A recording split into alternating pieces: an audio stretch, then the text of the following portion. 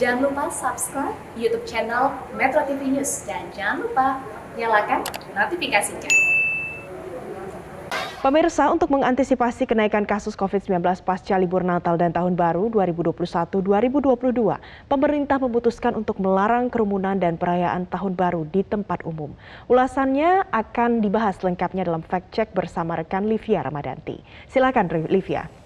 Valen dan juga pemirsa, betul, untuk mengantisipasi kenaikan kasus COVID-19 pasca libur Natal dan Tahun Baru 2021-2022, pemerintah memutuskan untuk melarang kerumunan dan perayaan Tahun Baru di tempat umum.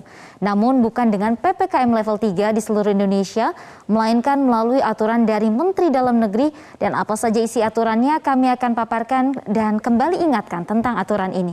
Berikut ini data pertama yang telah berhasil kami kumpulkan adalah dari Inmendagri nomor 66 tahun 2021 yang telah diterbitkan oleh pemerintah untuk mengatur sederet aktivitas masyarakat selama libur Natal dan Tahun Baru. Mulai dari kegiatan ibadah Natal kemarin hingga perayaan Tahun Baru yang tak lama lagi akan datang. Dan Inmendagri ini diteken langsung oleh Menteri Dalam Negeri Tito Karnavian pada 9 Desember lalu, dan aturan yang dimuat dari aturan ini adalah masa berlakunya pada tanggal 24 Desember 2021 sampai 2 Januari 2022, di mana aturan yang pertama adalah terkait dengan kepala daerah. Di 20 Desember 2021 harus melakukan optimalisasi fungsi Satgas COVID-19 di daerah, kemudian mempercepat target vaksinasi untuk dosis pertama 70%, dosis kedua 48,57%, dan tanggal 31 Desember 2021 serta 1 Januari 2022 alun-alun harus ditutup. Nah, kedua terkait dengan percepatan vaksinasi, kita lihat dulu ulasannya dari Inmendagri nomor 66 ini, yaitu adalah harus mempercepat vaksinasi. Seperti yang tadi, aturan pertama, dosis 1 70%, dosis 2 48,57% harus tercapai. Kemudian vaksinasi anak usia 6 sampai 11 tahun akan dilakukan percepatannya jika dosis 1 ini sudah terpenuhi, dan juga dosis 1 untuk lansia sebesar 60% juga telah terpenuhi. Nah, ketiga adalah terkait aturan di pusat perbelanjaan. Bisa kita lihat apa saja yang diatur adalah meniadakan perayaan Natal dan juga Tahun Baru. Kapasitasnya kemudian diatur 75% untuk makan dan minum di tempat. Kemudian ada perpanjangan jam operasional dari yang sebelumnya pukul 9 sampai pukul 22, kemudian yang dirubah kembali atau diperpanjang waktunya selama 1 jam ini. Apalagi yang bisa kita lihat dari aturan Inmendagri, yaitu aturan pelaku perjalanan dan tempat wisata yang sesuai dengan Inmendagri nomor 66 adalah wajib vaksin lengkap dan juga tes antigen. Minimal ini 1 kali 24 jam. Kemudian pengetatan arus pelaku perjalanan masuk dari luar negeri ini juga telah dilakukan oleh pemerintah, dan ada aplikasi Peduli Lindungi ini harus digunakan di semua tempat umum. Dan yang terakhir adalah melarang arak-arakan dan pawai Tahun Baru.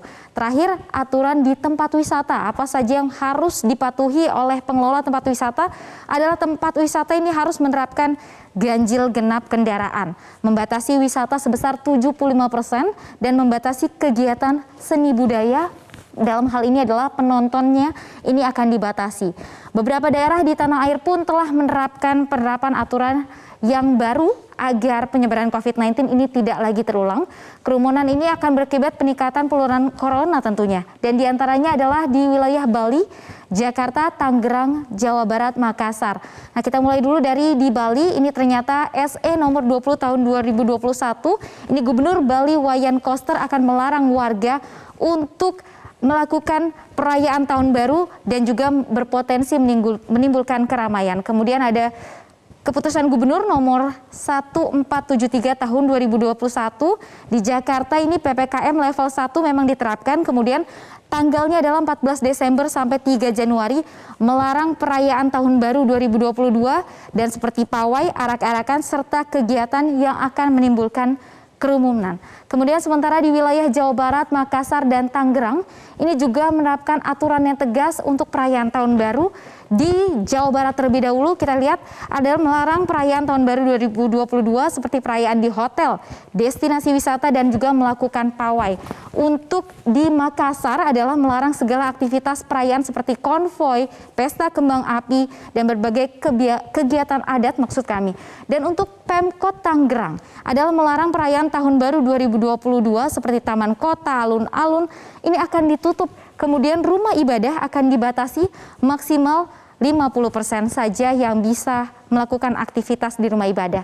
Nah, sejumlah langkah antisipasi penyebaran kasus COVID-19 digencarkan pemerintah dalam beberapa waktu terakhir.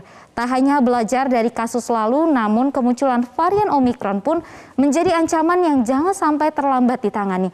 Ada 3 upaya pemerintah Indonesia mulai dari pengetatan prokes, percepatan vaksinasi dan juga memperkuat surveillance. Dan pemerintah pun mempersiapkan skenario terburuk mengenai kemungkinan peningkatan kasus COVID-19 varian Omikron. Dan apa saja itu yang dilakukan pemerintah adalah tetap menggunakan level PPKM dan juga bukan menerapkan lockdown. Kita lihat yang kedua adalah menggunakan batas ambang 10 kasus per 1 juta penduduk per harinya. Pembatasan akan diketatkan jika kasus ini lebih dari 500 sampai 1000 kasus per hari. Dan pengetatan akan dilakukan atau ditingkatkan jika rawat inap dan kematian mendekati level 2. Ini nantinya akan terus diupdate oleh pemerintah.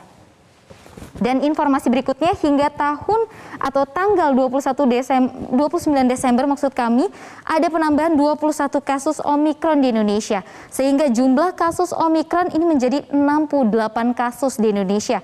Data penambahan 21 kasus kemarin ini berasal dari perjalanan luar negeri yang terdiri dari 16 WNI, 5 WNA yang berasal dari Arab Saudi, Turki, dan Uni Emirat Arab. Nah, secara menyeluruh 67 kasus memang berasal dari impor sejumlah negara dan 1 kasus lainnya berasal dari transmisi lokal. Untuk itu pemerintah akan menerapkan skenario tambahan. Apa saja skenario tambahannya? Bisa dilihat adalah pemantauan mobilitas di tempat wisata saat Natal dan juga Tahun Baru. Ini yang akan digencarkan oleh pemerintah. Kemudian peningkatan cakupan vaksinasi daerah, yaitu dosis pertama tidak boleh kurang dari 50% dan mempertimbangkan masa karantina menjadi 14 hari jika memang nantinya terjadi peningkatan kasus yang mulai harus diwaspadai. Libur panjang hari raya terbukti meningkatkan kasus corona di Indonesia sehingga perlu langkah tegas pemerintah agar lonjakan kasus COVID-19 tak lagi terulang. Terlebih COVID-19 varian Omikron di sejumlah negara kini telah mendominasi. Tak ada waktu untuk lengah, Indonesia tetap harus waspada agar corona tak lagi merajalela. Saya kembalikan ke Farhan. Baik, terima kasih Livia.